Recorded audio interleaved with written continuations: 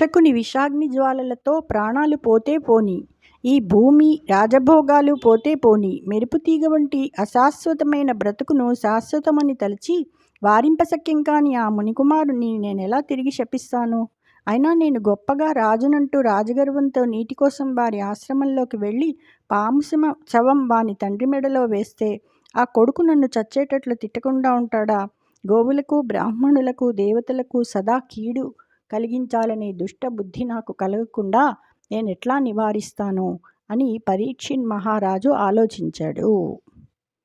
దామోదర పద భక్తిం కామాదుల గెల్చినాడు కావున కరుణన్ భూమీషుడలుగడయ్యను సామర్థ్యముగలిగి దోష సంగిన్ శృంగిన్.